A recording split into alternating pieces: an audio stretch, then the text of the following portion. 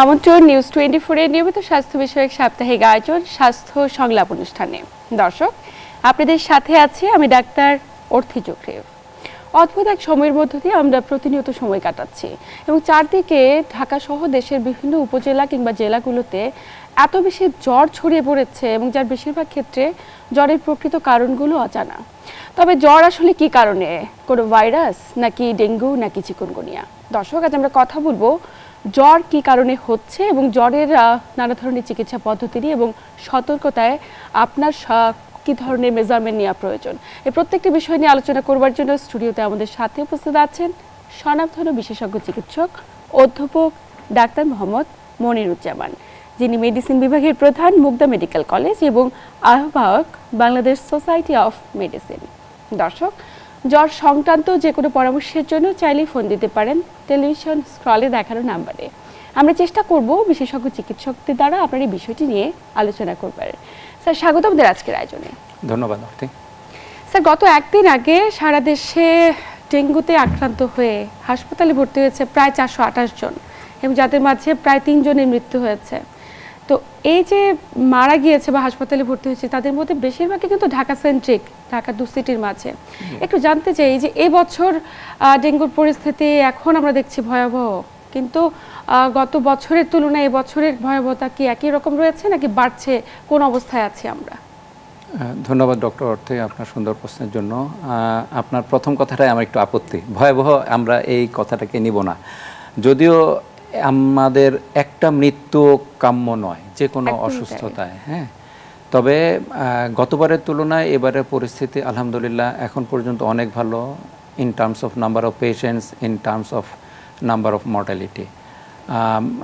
আপনি শুরুতেই বলেছেন যে আমরা মুগদা মেডিকেল কলেজে কাজ করি, ওইখানে গত যেই মাসটা পার হলো জুলাই মাস, আমাদের মেডিসিনে একজন ডেঙ্গু রোগীও মারা যায়নি। আচ্ছা আচ্ছা, হ্যাঁ, এটা সারা দেশের পিকচার আপনি বলেছেন। গত 24 ঘন্টায় 3 জন মারা গিয়েছে এবং ডেঙ্গু চিকিৎসার ক্ষেত্রে যদি রোগ ধরতে দেরি হয় কিংবা রোগী অবহেলাজনিত কারণে অথবা অসচেতনতার জন্য দেরিতে ডক্টরের শরণাপন্ন হন বা হসপিটালে যান, সেই ক্ষেত্রে মৃত্যু হতে পারে। অথবা যদি পেশেন্টের আমরা কিছু কোমরবিড কন্ডিশন বলি, এরকম কোনো কন্ডিশন যদি ডেঙ্গুর সাথে থাকে তাহলেও পেশেন্ট মারা যেতে পারে। স্যার, আমরা ডেঙ্গু নিয়ে হয়তো জানবো, কিন্তু একটু জানতে চাই যে এই যে সমসাময়িক জ্বরে আক্রান্ত হচ্ছে এত ব্যক্তি এবং এক একজনের জ্বরের ধরনটা কিন্তু এক এক রকম, কারো ক্ষেত্রে জ্বর তীব্র, কারো ক্ষেত্রে মাঝারি এবং সেই সাথে কারো ক্ষেত্রে শরীর ব্যথা।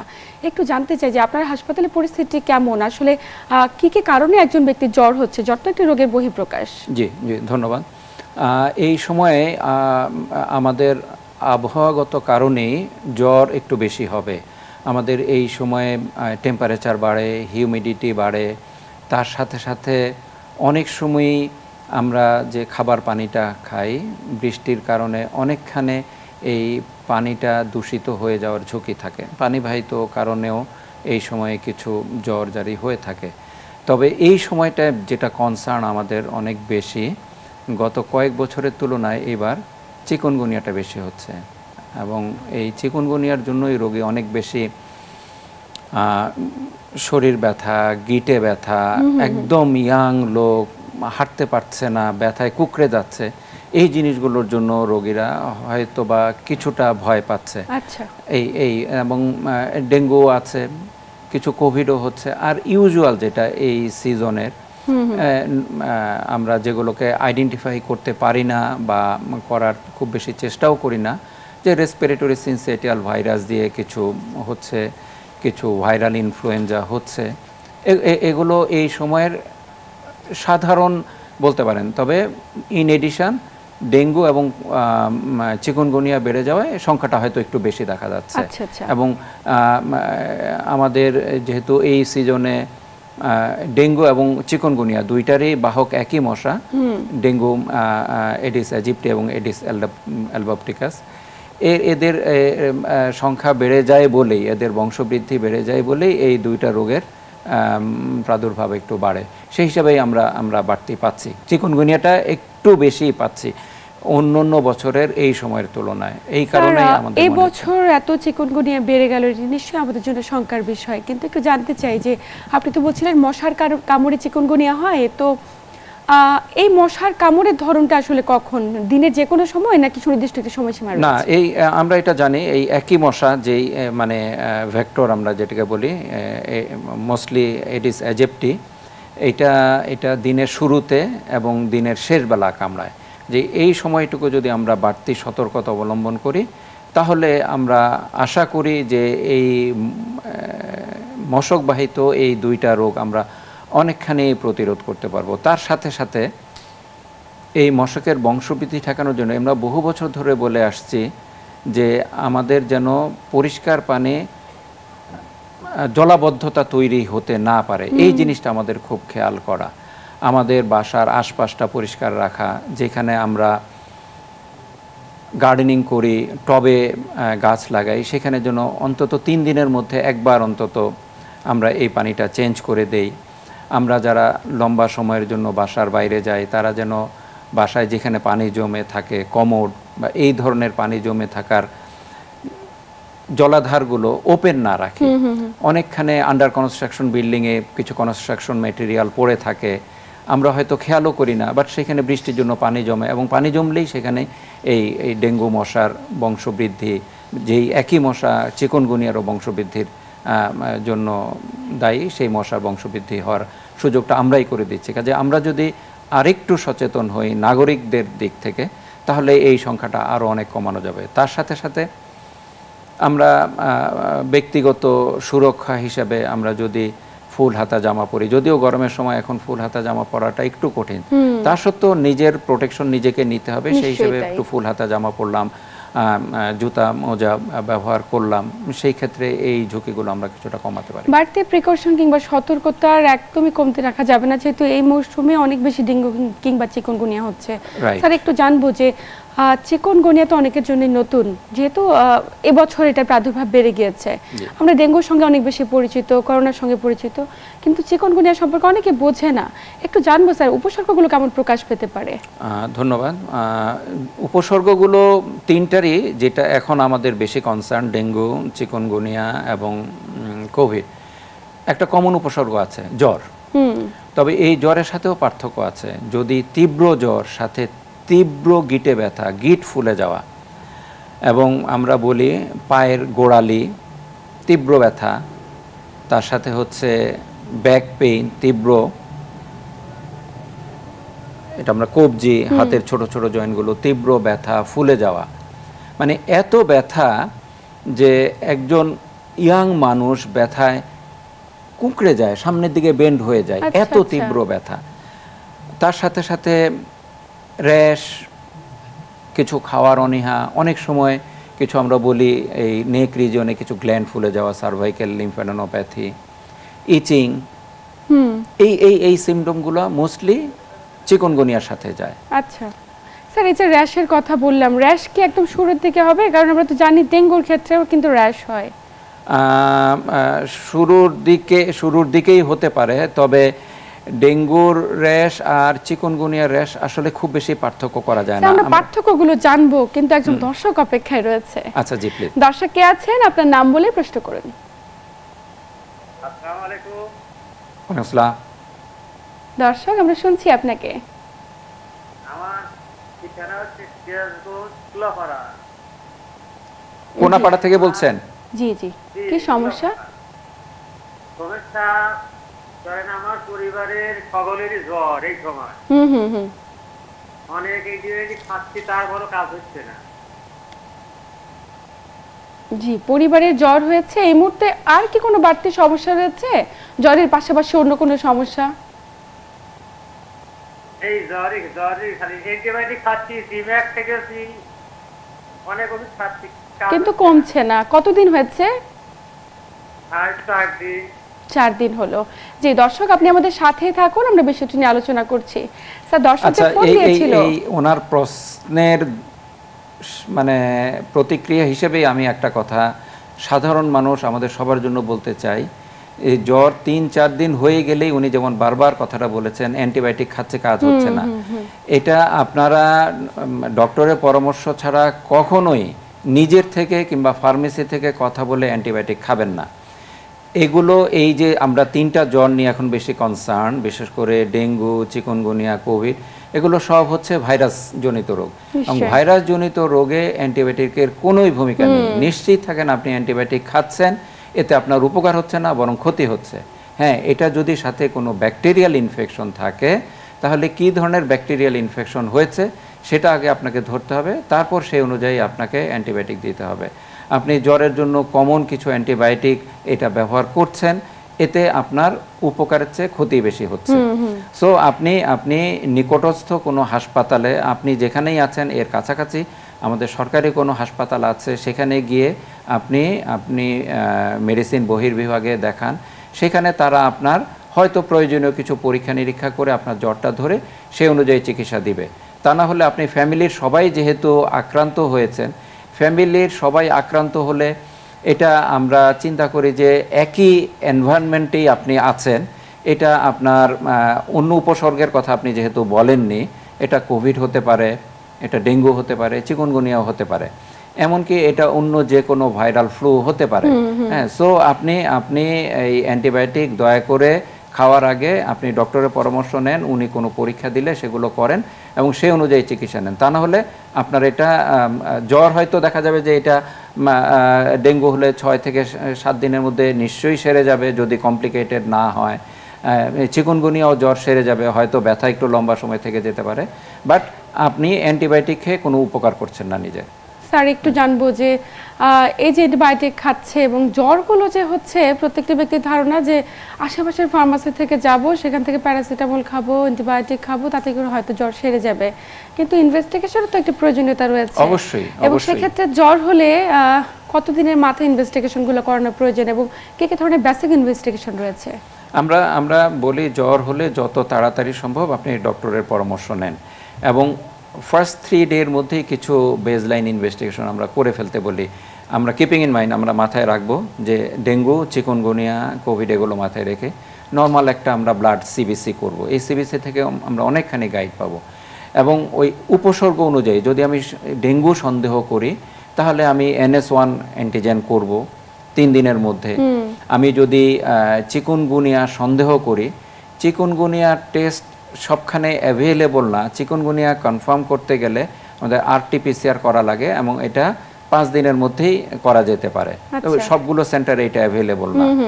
আর ডেঙ্গু, চিকুনগুনিয়ার অ্যান্টিবডি বেস যেই টেস্ট আছে, অ্যান্টিবডি আমরা চিকুনগুনিয়ার করে থাকি, এটা সাধারণত 2 সপ্তাহের আগে পজিটিভ হয় না, কিংবা 2 সপ্তাহ পরেও এর যে কিটের সেন্সিটিভিটি এটা আমরা খুব হাই দেখি না। এজন্য অ্যান্টিবডি বেস টেস্ট করে চিকুনগুনিয়া আসলে আপনার আছে বা নাই এটা বলা যাবে না। এটা আপনি কনফার্ম করতে গেলে RT-PCR করতে হবে। একটু ব্যয়বহুল এবং ঢাকায়ও সবগুলো জায়গায় হয় না, বড় বড় হাসপাতালগুলো অলরেডি চালু করেছে।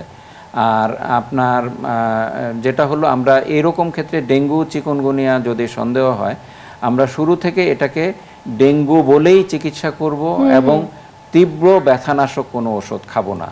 অবশ্যই তীব্র ব্যথানাশক কোনো ওষুধ খাবো না।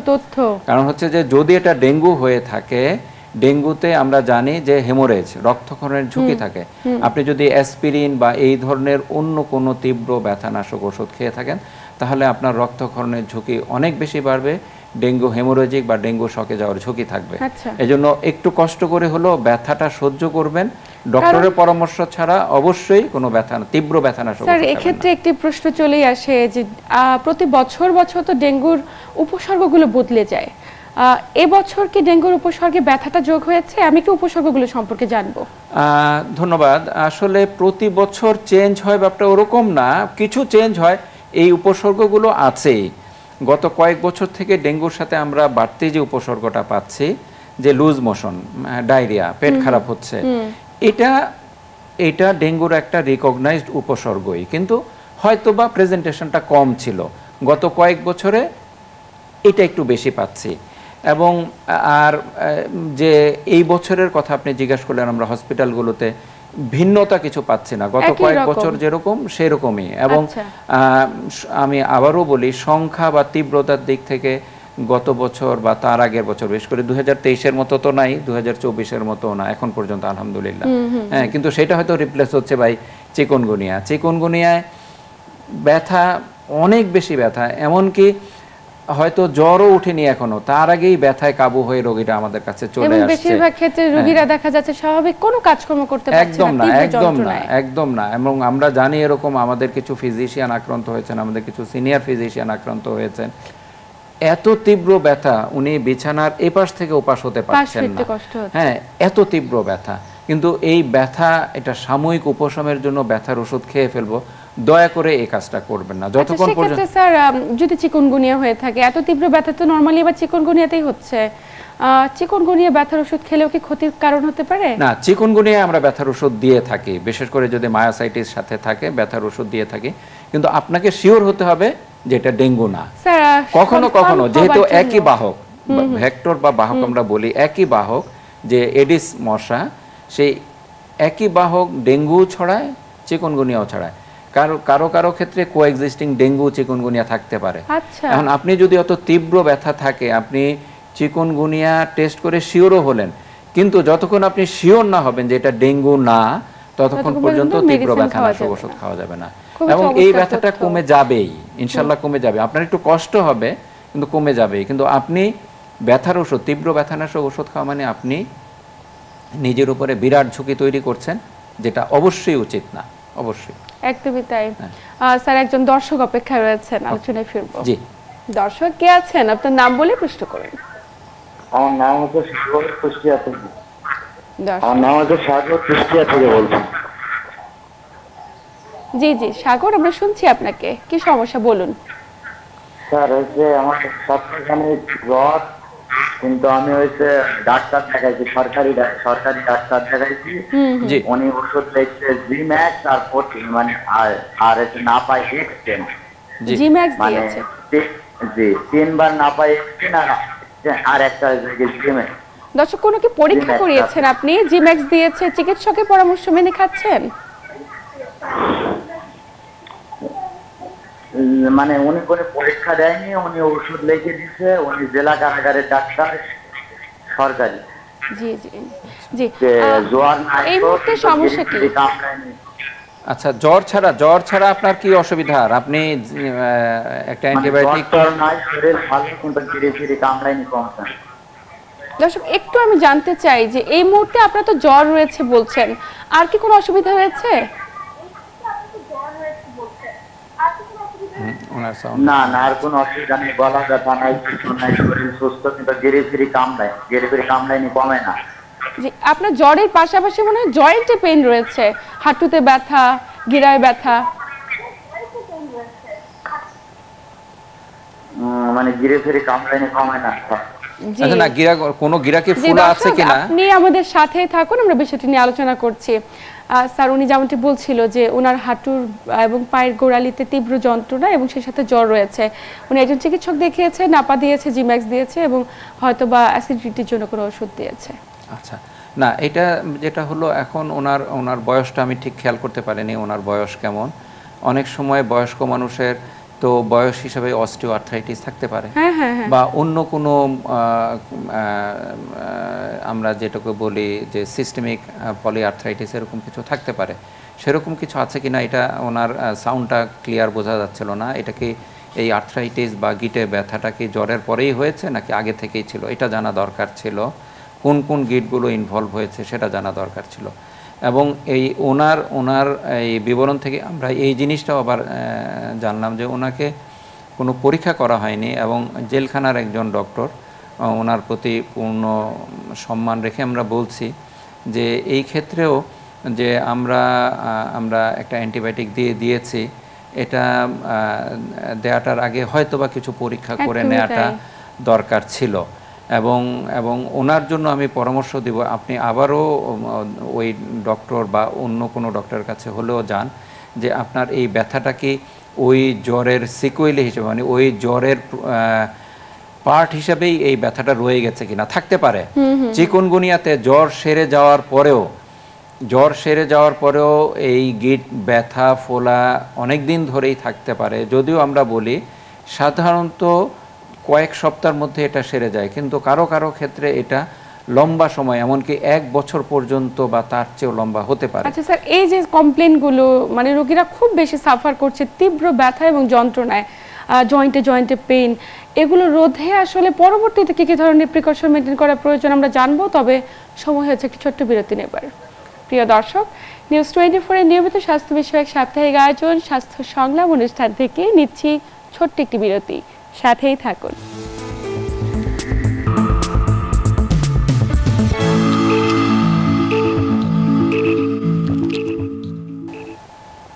প্রিয় দর্শক, বিরতির পর আবার সবাইকে স্বাগত জানাচ্ছি নিউজ 24 এর নিয়মিত স্বাস্থ্য বিষয়ক সাপ্তাহিক আয়োজন স্বাস্থ্য সংলাপ অনুষ্ঠানে। আপনাদের সাথে আছি আমি ডাক্তার অর্থি চোখরেফ এবং আমার সাথে আছেন একজন বিশেষজ্ঞ চিকিৎসক।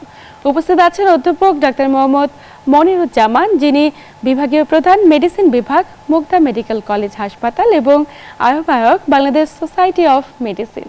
স্যার, বিরতির পর আবার স্বাগত ওদের আজকের আয়োজনে। ধন্যবাদ। বিরতির আগে কথা বলছিলাম যে ডেঙ্গু এবং চিকুনগুনিয়ায় কি ধরনের উপসর্গগুলো প্রকাশ পেতে পারে। স্যার, একটু জানতে চাই যে একজন ব্যক্তি যদি ডেঙ্গু হয়ে থাকে তো কতদিনের মাথায় তাকে পরীক্ষা করানো জরুরি, এবং আপনি বিশেষ কিছু পরীক্ষার কথা বলছিলেন, তো সেক্ষেত্রে অনেকে দেখা যায় ডেঙ্গু পরীক্ষা করাচ্ছে কিন্তু নেগেটিভ আসছে, এই বিষয়টা কি কারণে হয়ে থাকে? আচ্ছা, ধন্যবাদ আপনাকে। আসলে রোগী তো জানবে না তার ডেঙ্গু হয়েছে না চিকুনগুনিয়া হয়েছে। উনি ওনার সিমটম জ্বর নিয়ে ডক্টরের কাছে গেলে আমরা বলি প্রথম 3 দিনের মধ্যেই একটা ব্লাডের রুটিন টেস্ট করতে, যেটা আমরা সিবিসি বলি। রোগীরা এখন সিবিসি, যারা একটু সচেতন আছে তারা এই নামটা জানে, বোঝে। একটা সিম্পল সিবিসি এবং তার সাথে NS1 অ্যান্টিজেন ডেঙ্গুর জন্য করা। NS1 from the very first day, প্রথম দিন থেকেই পজিটিভ আসতে পারে, কিন্তু আপনি তো আসলে প্রথম দিনের জ্বরেই অনেক সময়ই আমরা ডক্টরের শরণাপন্ন হই না। এই জন্য আমরা বলি যে জ্বর থাকলে যদি সাথে এরকম শরীর ব্যথা, মাথা ব্যথা, চোখ ব্যথা, র্যাশ, গিটে ব্যথা, এরকম সমস্যাগুলো থাকে, সাথে এখন যে এই যে গত কয়েক বছর থেকে যে সিমটমটা আমরা পাচ্ছি, পেটে ব্যথা এবং লুজ মোশন থাকলে অবশ্যই আপনি 3 দিনের মধ্যে একজন ডক্টরের পরামর্শ নিন। এবং ডক্টর আপনাকে সিবিসি করবে, NS1 অ্যান্টিজেন করবে, তার সাথে সম্ভব হলে লিভারের কিছু ফাংশন বলি আমরা, লিভার এনজাইম, HGPT, HGOT, এগুলো করে নেওয়া ভালো। এবং আপনার যদি ডেঙ্গু কনফার্ম হয়ে যায়, ডেঙ্গু হলেই যে আপনাকে হসপিটালে ভর্তি হতে হবে তা না, আমরা বলি রোগী বাসায় বিশ্রামে থাকুক। স্যার, যদি একজন ব্যক্তি ডেঙ্গু কনফার্ম হয়ে যায়, আপনি যেমনটি বলছিলেন যে বাসায় অনেকে থাকা প্রয়োজন, অনেকের হাসপাতালে যাওয়া প্রয়োজন, কোন ক্ষেত্রে বাসায় থাকবে এবং বাসায় থেকে ম্যানেজমেন্টটা কেমন হবে? আমি আসছি, আপনার সেই প্রশ্নে আসছি। বেশিরভাগ রোগী বাসায় থেকে চিকিৎসা নেবে, আমরা হোম ম্যানেজমেন্ট বলি। বাসায় থেকে সে বিশ্রামে থাকবে, পর্যাপ্ত পুষ্টিকর খাবার খাবে, পর্যাপ্ত পানি খাবে। এবং এই পানির ক্ষেত্রে আমরা বলি এই সময়টায় প্লেন ওয়াটার না খাওয়াই ভালো, সবটুকু পানি লবণযুক্ত পানি, খাবার স্যালাইন হতে পারে, আপনার লেবু দিয়ে লবণ দিয়ে শরবত করে খেতে পারেন, অন্য যে কোনো ফ্রুট জুস, স্যুপ, এগুলো খেতে পারেন। তবে আপনার 2-3টা ফল আমরা একটু নিষেধ করি, যেগুলো খেলে আপনার থুতু, কাশি কিংবা বমি হলে সেগুলো লাল রঙের হতে পারে, যেমন বিট অথবা রেড ড্রাগন। এগুলো আমরা নিষেধ করি। মানে এগুলো নিষেধ করি শুধুমাত্র যেন রেড কালারের থুতু না হয়। হ্যাঁ, যে আমার থুতুটা রেড কালার হলো কিংবা আমার বমি হলো সেটা রেড কালার হলো, এখন এটা কি ব্লাড নাকি আমার ওই ফ্রুটের জন্য? এই একটা কারণে আমরা নিষেধ করছি। স্যার, আরো জানবো বিস্তারিত খাদ্যাভ্যাস নিয়ে, কিন্তু একজন দর্শক অপেক্ষায় রয়েছে। আমি এই জায়গাটুকু একটু শেষ করি। স্যার, দর্শক অপেক্ষায় রয়েছে। জি, কি আছেন দর্শক? আপনার নাম বলে প্রশ্ন করুন। আসসালামু আলাইকুম। ওয়ালাইকুম আসসালাম, আমরা শুনছি আপনাকে। বেনজির বলছিলাম যশোর থেকে। জি দর্শক, যশোর থেকে বলছেন, শুনছি। নাম বলুন, বয়স কত? আমার নাম বেনজির, যশোর থেকে বলছিলাম। জি বলুন। জি, আমার বয়স 40। জি, কি সমস্যা? গত বুধবার থেকে আমার জ্বর আসছিল। তো আমি গ্রাম্য ডাক্তার, আমার তো গ্রামেই বাসা আর কি, হ্যাঁ, দোকানেই। এখন ওই গ্রাম্য ডাক্তার দেখাইছিলাম, উনি আমাকে নাপা এক্সচেঞ্জ দিছিলেন, সম্ভবত শক্তিটা হলো 665। জি জি জি, জি। জি এখন ওটা আমি 2 দিন খাওয়ার পরেও আমার জ্বর না কমলে আমি আরেকটা ডাক্তার চেঞ্জ করছিলাম গ্রামে। জি তো উনি আমাকে অ্যাজিথ্রোমাইসিন সাজেস্ট করলো, আর নাপা 1 বা এরকম কিছু একটা দিল। নাপা 1, ওকে। জি। জি হ্যাঁ, আর ওর সাথে আরো 2টা ওষুধ দিল।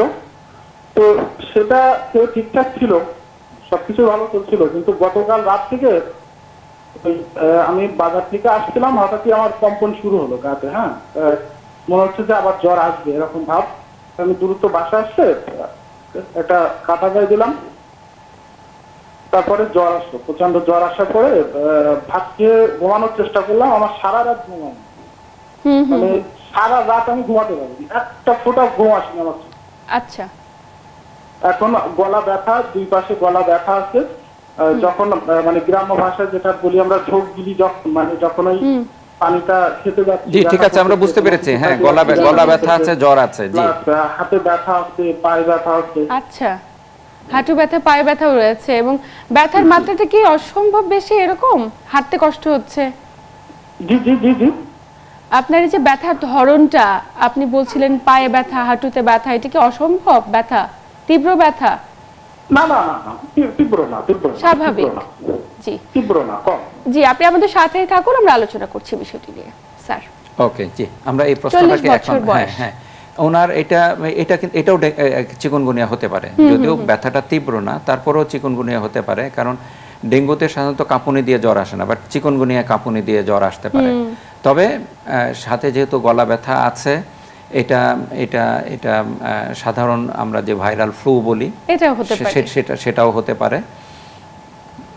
স্যার, সেক্ষেত্রে ভাইরাল ফ্লু হলো বা চিকুনগুনিয়া হলো, অবশ্যই সেক্ষেত্রে সতর্কতা মেনে চলা জরুরি। উনি বিশেষ কিছু মেডিসিন খাচ্ছিলেন, ওনার করণীয় কি এই মুহূর্তে? না, করণীয় কি, উনি তো ডক্টরের কাছে গিয়েছেন, যদিও তারা কোয়ালিফাইড কিনা সেটা নিয়ে একটু প্রশ্ন থেকে যায়। অ্যাগেইন ওই যে দেখেন আপনার অ্যাজিথ্রোমাইসিন, আমরা এটা নিয়ে খুব বড় প্রবলেমে আছি। মানে উনি আসলে পল্লী চিকিৎসককে দেখিয়েছেন, তো অ্যাজিথ্রোমাইসিন তো অবশ্যই খাওয়া উচিত নয়। একদিনের মধ্যেই উনি ডক্টর চেঞ্জ করেছেন এবং তিনি আবার তাকে অ্যাজিথ্রোমাইসিন দিয়ে দিয়েছেন। তো আমার মনে হয় আপনি শুরু যেহেতু করেছেন, অ্যাজিথ্রোমাইসিনটা খেতে থাকেন, আর নাপা 1 আপনার একটা করে 3 বেলা খান, আর আপনি বিশ্রামে থাকেন। এখন বাজারে যাওয়া বা অন্য কোনো কাজে যাওয়া আপনার জন্য ঠিক হবে না, এবং একটু পুষ্টিকর খাবার, বিশেষ করে স্বাভাবিক খাবার যাই খাবেন তার সাথে একটু যেন তাজা শাকসবজি, লেবু এগুলো খান। আমরা বলি ভিটামিন সিটা এই সময় খুব উপকারী। হ্যাঁ, ভিটামিন সি খেলে আপনার এই এরকম যে কোনো জ্বরের মধ্যে এটা আমাদের বাড়তি একটু সুরক্ষা দিবে বলে আমরা আশা করি। তো সেই হিসাবে ভিটামিন সির সবচেয়ে ভালো সোর্স হচ্ছে লেবু বা ফ্রেশ গ্রিন ভেজিটেবল, যে কোনো ফ্রুটস। এখনও বাজারে অনেক, বেশ করে টক জাতীয় ফল পাওয়া যায়, এগুলো একটু খান, বিশ্রামে থাকেন, পর্যাপ্ত পানি খান, আর ওই ওষুধগুলো খান। আর যদি দেখেন যে আরও 3 দিনের মধ্যে না কমে, তাহলে আপনি একটু কোয়ালিফাইড ডক্টরের পরামর্শ নেবেন। স্যার, সেক্ষেত্রে আপনি আগে যে প্রসঙ্গটিতে ছিলেন খাদ্যাভ্যাস নিয়ে, আপনি বলছিলেন লাল জাতীয় যে সমস্ত ফলগুলো রয়েছে সেগুলো খাওয়া যাবে না। রেড ড্রাগন, বিট এবং হচ্ছে যে বেদানা, আমরা যেটা বুঝি যেগুলো আপনার খাবার বা থুথু, কাশি এগুলোকে রেড কালার করে ফেলতে পারে, এই জিনিসগুলো অ্যাভয়েড করা, যে আমার যেন কনফিউশন না হয় এটা আমার ফলের কারণে হলো নাকি একটু হালকা হলো ব্লিডিং হলো, এটা একটু ইয়ে করার জন্য। এবং যিনি বাসায় থাকবেন তিনিও 24 ঘন্টা মশারির মধ্যে থাকবেন, কারণ ওনার এখন ডেঙ্গু আছে, মানে হচ্ছে যে ওনার শরীরে এখন ডেঙ্গু ভাইরাসের জীবাণু আছে। ওনাকে যদি কোনো মশা কামড় দেয়, তাহলে এই ভাইরাসটা ওই মশার শরীরে গিয়ে পরবর্তী আরো 10 জনকে 20 জনকে ডেঙ্গু আক্রান্ত করার ঝুঁকি তৈরি হবে। এই জন্য উনি যতক্ষণ পর্যন্ত পুরোপুরি সেরে না যাবেন, উনি 24 ঘন্টা মশারির মধ্যে থাকবেন। স্বাভাবিক খাবার দাবার খাবেন, পানিটা বলি একটু লবণযুক্ত পানি খাবেন, এবং ফল যে কোনো ফলই খেতে পারেন, ওই কয়েকটা ফল একটু অ্যাভয়েড করা ভালো। আর কয়েকটা সিমটম আমরা বলি ডেঞ্জার সাইন, এরকম কিছু হলে দেরি না করে সাথে সাথে আপনি নিকটস্থ হসপিটালে অথবা ডক্টরের কাছে যান। এটা হচ্ছে আপনার যদি তীব্র পেটে ব্যথা হয়, আপনার যদি টানা বমি হতে থাকে, আমরা বলি যদি ঘন্টায় 3 বারের বেশি বমি হয়, অথবা গত 6 ঘন্টায় 4 বারের বেশি বমি হয়, অথবা আপনি দেখেন যে আপনার ইউরিন আউটপুট কমে গেছে, অথবা দেখেন যে কোনো ব্লিডিং হচ্ছে নাক মুখ থেকে, অথবা পায়খানার সাথে কালো পায়খানা হচ্ছে, অথবা দেখেন একজন শান্ত মানুষ হঠাৎ করে অস্থির হয়ে গেল, রেস্টলেস এজিটেটেড হয়ে গেল, কিংবা যেরকম সে অ্যালার্ট ছিল তার থেকে হঠাৎ করে খুব ডাউন হয়ে গেল, এরকম যদি কোনো সিমটম আমরা দেখি তাহলে দেরি না করে সাথে সাথেই তাকে হসপিটালে নিয়ে যেতে হবে। এগুলো হচ্ছে ডেঞ্জার সাইন। এই ধরনের রোগীকে হাসপাতালে যাওয়ার বিষয়টি রয়েছে, কমপ্লিকেশনগুলো যখন অ্যারেজ করবে তখনই তো হাসপাতালে যাবে, এবং হাসপাতালে যাওয়ার পরে ম্যানেজমেন্ট কী ধরনের হতে পারে, এবং এগুলো যদি প্রপার টাইমে হাসপাতালে না যায়, চিকিৎসা না করে কী কী ধরনের জটিলতা হতে পারে, আমরা প্রত্যেকটি বিষয় নিয়ে আলোচনা করব। তবে সময় হচ্ছে আরেকটি বিরতি নেবার। প্রিয় দর্শক, নিউজ 24 এর নিয়মিত স্বাস্থ্য বিষয়ক সাপ্তাহিক আয়োজন স্বাস্থ্য সংলাপ অনুষ্ঠান থেকে নিচ্ছি ছোট্ট একটি বিরতি, সাথেই থাকুন।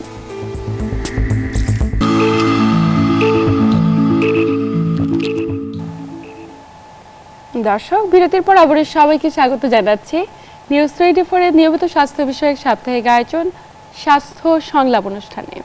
আপনাদের সাথে আছি আমি ডাক্তার অর্থি চক্রীফ, এবং আমার সাথে আছেন স্বনামধন্য বিশেষজ্ঞ চিকিৎসক অধ্যাপক ডাক্তার মোহাম্মদ মনিরুজ্জামান, যিনি বিভাগীয় প্রধান মেডিসিন বিভাগ, মুগদা মেডিকেল কলেজ ও হাসপাতাল। স্যার, বিরতির পর আবার স্বাগত আমাদের আজকের আয়োজনে। বিরতির আগে কথা বলছিলাম যে ডেঙ্গু কিংবা চিকুনগুনিয়ার ক্ষেত্রে কমপ্লিকেশনগুলো কি হতে পারে। বিশেষ করে আপনি বলছিলেন যে ডেঙ্গুর ক্ষেত্রে বিশেষ কিছু উপসর্গ রয়েছে যেগুলো হলে একদম হাসপাতালে ভর্তি হওয়াটা খুব বেশি জরুরি।